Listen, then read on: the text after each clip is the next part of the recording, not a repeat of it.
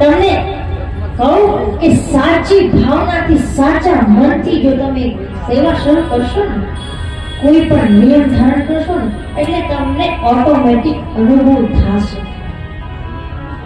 થશે તમને, પણ કરવાની જરૂરત છે. કૃષ્ણદાસજી માળા પહેરાવી અને ભગવાનને કહે છે હવે તો 5 જ વર્ષ બાકી છે લાલા.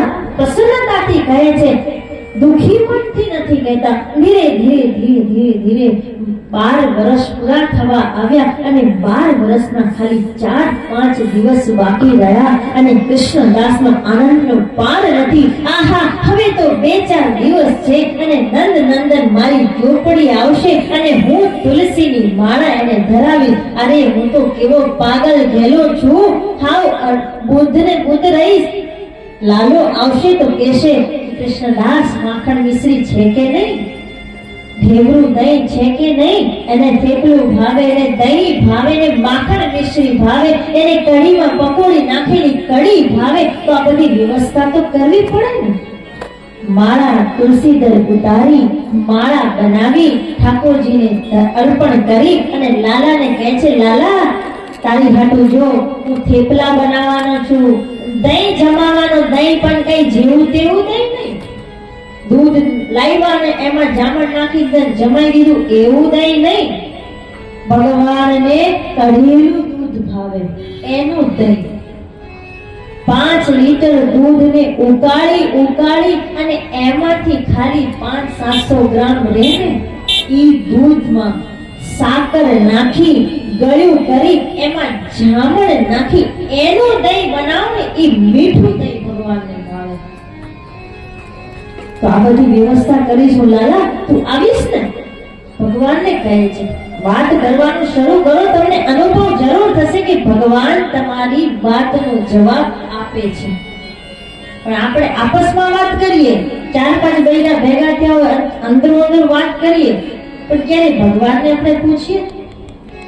અહીંયા આપણે ઠાકોરજીને આરતી થાય કે સવારમાં પગે લાગીએ તો પૂછે લાલા તને ટાળ તો નથી લાગતી? આજ ગણપતભાઈ શાંતિભાઈ જે રસોઈ બનાવી હતી એ ભાવી તો ખરી ને, એમાં કઈ તને મીઠું ઓછું કે વધારે નથી લાગ્યું, તેલ વધારે નથી લાગ્યું, લાલાને પૂછો આપણે થાળીમાં શાક આવ્યું કે મીઠું ઓછું શું આજ? પણ ભગવાનને આપણે ક્યારેક પૂછ્યું? વાત કરતા જ નથી આપણે ભગવાન સાથે. કરીએ છીએ ભગવાનની સાથે વાત કરતા નથી. ભગવાન તો ખાલી આપણને આપવા માટે બેઠા છે, બીજું કઈ નહીં, ખાલી આપવા માટે. કૃષ્ણદાસજી ભગવાનની સાથે વાત કરે લાલા હું તારી સાથે થેપલા બનાવવાનો છું, કઢેલા દૂધનું મીઠું દહીં બનાવવાનો છું અને સાથે સાથે માખણ અને મિશ્રી વાળું માખણ લાવવાનો છું. અને ઈ તો ઠીક છે, સાથે સાથે તને કઢી પકોડી ભાવે છે ને, કઢી પકોડી પણ બનાવવાનો છું.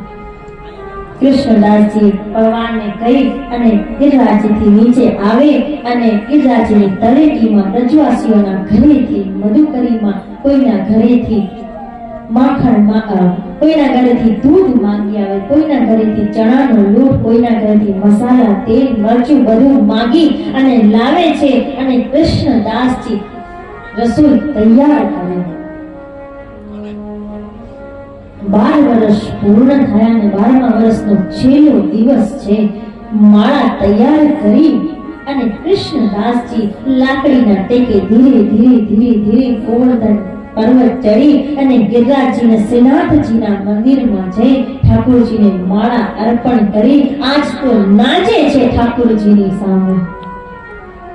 નાચતા નાચતા કૃષ્ણદાસજી કહે છે લાલા હવે તારે કાલે આવવાનું છે, હવે મારો ટાઈમ પૂરો, હવે તારે મારી પાસે આવવાનું છે.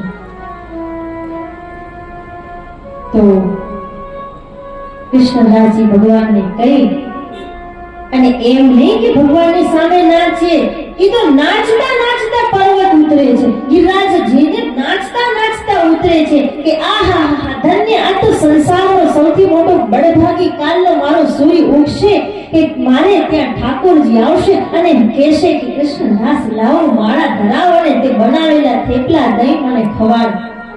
આજ તો કૃષ્ણદાસજી નાચતા નાચતા ગિરિરાજજીની તળેટીમાં નીચે પોતાની ઝૂંપડી પર આવી બનાવેલા વાનગીઓને ઢાંકી ઢાંકીને રાખે છે અને આજ તો આખી રાત એવી વ્યતીત થઈ કે ઊંઘ જ ન આવે. ભોર પડશે ત્યારે ને લાલો આવશે અને મારી ઝૂંપડીએ ઊભો છે. કેવો લાગશે જ્યારે ત્રિલોકીનો નાથ મારી ઝૂંપડી આવીને ઊભો હોય તો કેવો લાગશે. જશોદાજીએ જીને જીની ઘંઘરી વાળી જ્યારે ઝાંઝરી પહેરાવી છે ને તો આવશે ને તો છૂપ છૂપ અવાજ આવતો હશે. અને એને જશોદામૈયા જે ઓલી પીતાંબરી પહેરાવી છે ને દૂરથી આવશે ને તો આમ જાણે વીજળી ચમકતી હોય ને એમ ચમકતી ચમકતી આવતી હશે. લાલાને ધારણ કરેલી પીતાંબર કેવો લાગશે. લાલો આવીને ઊભો છે તો કેવી રીતે બોલશે, મને કેમ બોલાવશે, મને શું કહીને કહેશે, ભગત કહેશે કે કૃષ્ણદાસ કહેશે, શું કહીને બોલાવશે.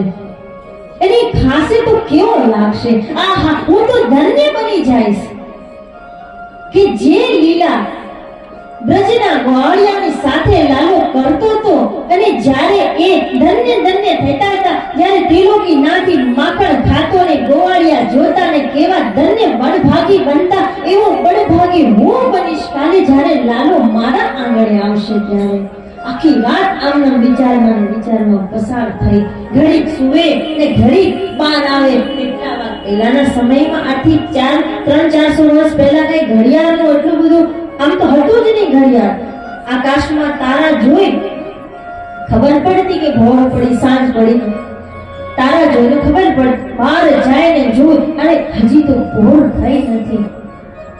કૃષ્ણદાસને આખી રાત એવી રીતે વ્યતીત થઈ. સવારની ભોર થઈ અને કૃષ્ણદાસજી સવારની ભોરના 4 વાગે યમુના સ્નાન કરી અને તુલસી દળ ઉતારી માળા બનાવી અને માળા હાથમાં લઈને દ્વાર પર ઊભા છે. લાલો આવતો જ હશે હમણાં. મંગલા આરતી થાય એટલે લાલો હમણાં આવશે. કૃષ્ણદાસજી માળા હાથમાં છે. આંખે થોડું ઓછું દેખાય. એક હાથથી ઝૂંપડીનો દરવાજો પકડીને ઊભા છે. થોડીક વાર થાય તો આમ જોવે લાલો દેખાય છે કે નહીં. અને દૂરથી કોઈ આવતું નથી. કૃષ્ણદાસજી વિચાર કરે છે કે મંગલામાં સવારમાં જશોદા મૈયાએ એને નહીં જમાડ્યો હોય. હજી લાલો જાગે, નાનો એવો તો છે લાલો, જાગે, આળસ મંડીને ઊભો થાય ત્યારે જાગે તરત જઈને દૂધ જોવે, દૂધ પીવે. પછી એને જશોદા મૈયા સ્નાન કરાવે. સ્નાન કરે પછી પાછા કાલે એવું જોઈએ ને લાડવા માખણ મિશ્રી જોઈએ, ઈ ખાઈ લે પછી આવતો જશે. કરતા બપોરના 12 વાગ્યા. એકદમ અભિજીત મુહૂર્ત થયું. કૃષ્ણદાસજીની ઉત્સુકતા તો વધતી ને વધતી જાય છે. મનમાં કૃષ્ણદાસજી વિચાર કરે છે કે હમણાં જ આવતો હશે 12 વાગ્યા ને હમણાં આવીને કહેશે કે લાવો કૃષ્ણદાસજી, તે તમે દહીં થેપલા બનાવ્યા છે એ મને પરસો. મંદિરમાં રાજભોગ થવાની આરતીનો સમય થયો ને એની આરતીના ઘંટ વાગવા માંડ્યા. એટલે કૃષ્ણદાસજી વિચાર કરે કે રાજભોગ આરતી થઈ જશે ને, જ્યારે પટ બંધ થઈ જશે ને ત્યારે લાલો છાનો બનવા આવી જશે. એમ આવે તો સંસારના જીવ જોઈ લે કે બધા થોડી કઈ ભગવાનના દર્શન કરવા માટે એટલા કાબિલ હોય. લાલા તો છાનો મનો આવશે. અભિજીત મુહૂર્ત પણ પૂર્ણ થયું ને ધીરે ધીરે સંધ્યા વેલા થઈ. કૃષ્ણદાસજી ત્યાં ઝૂંપડી પર ઊભા છે. ઠાકોરજી છતાંય આવતા નથી. કૃષ્ણદાસજીને હજી મનમાં એમ નથી થયું કે ભગવાન નહીં આવે. આપણે ઈ જગ્યાએ હોઈએ, 21 મંગળવાર કે 21 રવિવાર રહેવાના કીધા, 21 પૂરા થતા પહેલા જો 2 બાકી હોય ને 2 જ બાકી છે, હજી કઈ થયું નથી. 21 કીધા હતા, 2 બાકી છે, હજી કઈ થયું નથી. પણ કૃષ્ણદાસજીની મનની જે વ્યથા છે એ હજી ઓર ઉત્સુક થતી જાય છે કે ગોધૂલી પહેલામાં જ્યારે લાલો ગાય ચરાવીને ઘેર પાછો જાય ને એ સમયે જરૂર આવશે. ગોધૂલી પહેલા પણ વ્યતીત થઈ અને હવે આરતીનો સમય થયો. આરતી થઈ અને શયન આરતીનો સમય થયો. કૃષ્ણદાસજી કહે છે લાલો વિચાર કરતો છે કે શયન આરતી થઈ જાય ને પછી હું કૃષ્ણદાસ પાસે જઈશ એટલે આખી રાત મારી ઝૂંપડીએ વિશ્રામ કરશે અને લાલાને મન ભરીને નિહારીશ, મન ભરીને જમાડીશ અને મન ભરીને વાલ કરીશ. કૃષ્ણદાસજી આમના ઝૂંપડીની દરવાજે ઊભા છે. શયન આરતી પણ થઈ ગઈ અને હવે કૃષ્ણદાસજી વાટ જોતા જોતા ભોર પડી ગઈ. હવે કૃષ્ણદાસજીના મનમાં એક અંકુર ફૂટ્યું કે આ કાળિયો છે, આ નિષ્ઠુર છે, આ તો ગોપીઓને પ્રેમમાં ફાંસમાં બાંધી અને મથુરા વિયોગ્ય. એ મારી પાસે શું કામ આવશે?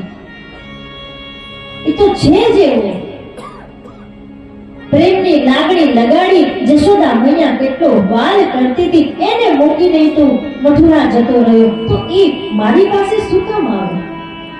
તો છે જ નિષ્ઠુર. રાધા રાણી સિદ્ધ શુભાનુ દુલારી એટલી બધી ભોળી છે, એટલી બધી કરુણાની સાગર છે, એટલી દયા સિંધુ છે. હું રાધા રાણીના ચરણોમાં જઈને રહીશ. આ કાળિયાની પાછળ બોલે મેં 12 વર્ષ વ્યતીત કર્યા અને કાળિયાએ દર્શન ન આપ્યા. હું શ્રીજીની ચરણોમાં વાસ કરીશ અને હવે આજથી ગોવર્ધન છોડી અને હું બરસાના વાસ કરીશ. કૃષ્ણદાસજીએ જે થેપલા દહીં બનાવ્યું હતું એ ચીકામાં બાંધી ખંભે ટીગાડી માળાને એક કપડામાં બાંધી પેડ પર ખોસી હાથમાં લાકડી લઈ અને કૃષ્ણદાસજી ગોવર્ધનથી બરસાના જવા માટે નીકળી પડ્યા. ધીરે ધીરે ગોવર્ધનની સેવાથી બહાર આવે એટલા વારમાં અસંખ્ય ગાયોનું ધણ હાલ્યું આવે. ભાઈ કેટલી બધી ગાયો હાલ્યું આવે અને વચ્ચે એક નાનો અમથો છોકરો ઊંચી ઊંચી પોતળી ધોતી બાંધેલી, માથે ફેટો બાંધેલો, હાથમાં લાકડી, ગોવાળિયાનું સ્વરૂપ અને ગોવાળિયો ગાયોને લઈને હાલ્યો આવે. કૃષ્ણદાસજી રસ્તો પાર કરવા માટે આ કોરથી ઓલી કોર જવા માટે લાકડીના ટેકી હાલે ત્યાં તો ગોવાળિયો કહે બાબા ને ઠાળો રે જા. કેટલું જાણું હે? ક્યાં જાય છે બોલે બાબા? આ ગાયો એટલી બધી ગાયો આવે છે એટલે જવા દે પછી જાજે બાબા. આ ગાયો ક્યાંક તને સિંગ બિંગ મારી દેશે એમ છે, ગળો ગુડો એક વાગી જશે, તું રોકાઈ જા. કૃષ્ણદાસજી ત્યાં ઊભા છે. ગાયો હાલી જાય છે પણ ગાયોનું ધણ પૂરું નથી થતું. કૃષ્ણદાસજી પૂછે છે કે લાલા આટલી બધી ગાય કોની છે? કે બાબા બોલે આ બધી ગાયો નંદ ભવનની ગાય છે. 9 લાખ ગાયો છે. બોલે નંદ ભવનની ગાય છે? બોલે હા. બોલે થોડીક જગ્યા કરી દે ને, એક જગ્યા કરી દે. બોલે મારે બરસાના જવું છે. બોલે બાબા બરસાના ક્યાં કરે? બોલે બરસાના જઈને શું કરીશ? અહીંયા રહો ગોવર્ધનની તળેટીમાં કનૈયાની શરણમાં. બોલે કનૈયાનું નામ ન લે, કનૈયો નિષ્ઠુર છે. 12 વર્ષથી સેવા કરું છું. મેં ખાલી એટલી વસ્તુ માંગી કે મારી પાસે આવીને માળા પહેરવાની, મારે કાંઈ નથી જોતું. આવી જતો તો એનો શું કમી ઓછું થઈ જતું. કેમ ના આવ્યો? બોલે એક માળા પહેરવા ના આવ્યો. તું એની વાત ના કર, કનૈયાનું નામ ન લે. બોલે તો બાબા તું જાય છે ક્યાં? બોલે બરસાના શ્રીજીની શરણમાં જાઉં છું. બોલે બાબા અહીંયા શ્રીજીની શરણમાં રહેવું કરતા અહીંયા રહેવું. કનૈયા બોલે કનૈયાની શરણમાં નથી રહેવું ને. મારું નામ કૃષ્ણદાસ છે ને મારું નામ કૃષ્ણદાસે કાઢી નાખ્યું છે. મારે કૃષ્ણદાસ નામે નથી રાખવું. રહેવું જ નથી. ગોવાળિયો કે બાબા તમારી પાસે મને થેપલાની સુગંધ આવે છે, કઢિયેલા દૂધના દહીંની સુગંધ આવે છે. કૃષ્ણદાસજી કે તમારું આ ગોવર્ધન છે ને ઈ જેટલો નટખટ ને એવા જ એના નગરના વાસીઓ નટખટ. ફાટ સૂંઘી લીધું કે થેપલાને બાંધેલા છે. બાબાને ખવા દે તો મને થોડુંક જમાડી દે. કૃષ્ણદાસજી બોલે હા જાતા જાતા તું સેવા કરાવી લે. 12 વર્ષ તો એને સેવા કરાવી, હવે જાતા જાતા તું સેવા કરાવી લે. કૃષ્ણદાસજીએ પોટલી ખોલી થેપલા દહીં કાઢ્યું એને આપે તો ગોવાળીઓ કે બાબા મારા હાથ છાણ વાળા છે, મારે કેમ ખાવું? તું પોતાના હાથથી ખવડાવી દે. માણસો નહીં તમે બ્રજવાસીઓ બોલે સેવા તો કરાવી લેશો, જેવો કનૈયો એવા બધા તમે બ્રજવાસીઓ સેવા કરાવ્યા વગર નહીં માનો. એટલે ભગવાન કૃષ્ણદાસજી પોતાના હાથથી થેપલાનું બટકું તોડી દહીંનું લઈ અને ગોવાળિયાને ખવડાવે તો ગોવાળિયાના આંખમાં આંસુ આવી ગયા. કૃષ્ણદાસજી પૂછે છે લાલા કેમ રડે છે? ભગવાન છે, ગોવાળિયાના સ્વરૂપમાં ભગવાન છે ને ભગવાન બોલી પડ્યા કૃષ્ણદાસજી 12 વર્ષ સુધી માળા પહેરાવી આજ નહીં પહેરાવું? કૃષ્ણદાસજી જેવું સાંભળ્યું એવી થેપલાને દહીંની પોટલી પાછી વાળી ખંભે ટીંગાડીને લાકડી વિલોપન થઈ ગયા. ક્યાં જાઓ છો કૃષ્ણદાસજી? એટલે 12 વર્ષથી હું તમને બોલાવતો તો તમે ન આવ્યા ને જેવા મેં રાધા રાણીના શરણમાં જવાનું કીધું એવા તમે પ્રગટ થઈ ગયા તો આજથી મારું નામ પણ રાધાદાસ ને હું બરસાના રહીશ. શ્રીજીના ચરણોમાં રહીશ તો ત્યાં તમે ભમરો બનીને ભમ્યા તો કરશો. તો 12 વર્ષ કોઈ પણ નિયમનું પાલન કરો અવશ્ય પૂર્ણ થાય. તમને ભગવાન અવશ્ય દર્શન આપે પણ સાત્વિક નિયમનું પાલન કરવાનું. કોઈ પણ નિયમ લો કાળરૂપી અજગર બધાને એકના એક દિવસ કોળિયો કરી જ લેવાના છે. કોઈ આજે જવાનું તો કોઈ કાલે જવાનું. એકના એક દિવસ સૌને જવાનું છે.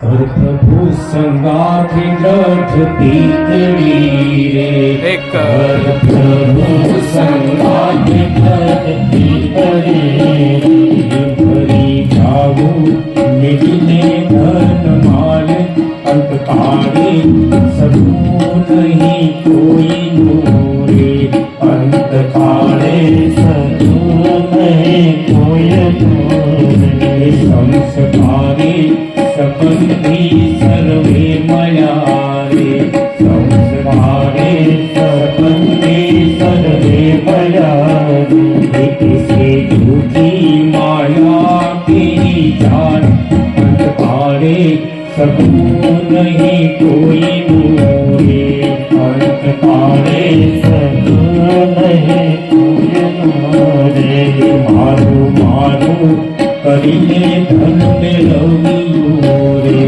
મારું મારું કરીને ધન મેળવ્યું રે, એમાં તારું નથી તલવાર, અંતકારે નહીં કોઈનું રે, અંતકારે સતું નહીં કોઈનું રે, સુખ સપના જેવું છે સંસારનું રે, સુખ સપના જેવું છે સંસારનું રે, તેની જાતા ન લાગે વાર, અંતકાળે સબૂ નહીં કોઈનું રે, અંતકાળે સબૂ નહીં કોઈનું રે, માટે સેવે તો સાસા સંતને રે, માટે સેવે તો સાસા સંતને રે, તારા ધન સે વિધના આપ, અંતકાળે સબૂ નહીં કોઈનું રે, અંતકાળે સબૂ નહીં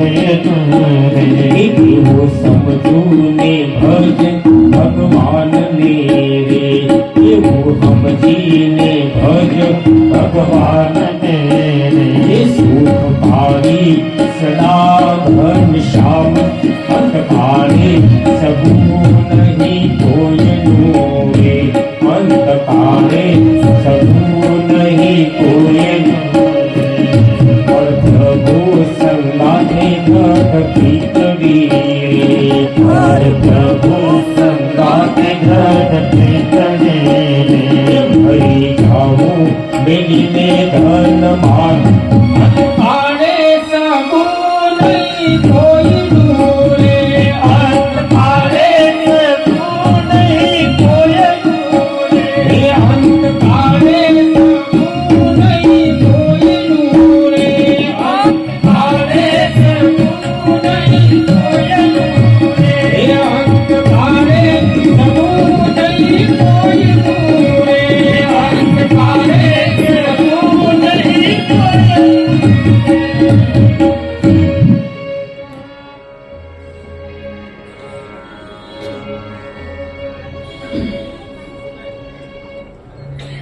પણ આ બધી વાત છે ને આપણને અત્યારે ન સમજાય. સંતો કઈ કઈને થાકી જાય. વેદ પુરાણોમાં લખેલું જે સાંભળીને બધું ભૂલી બેસીએ.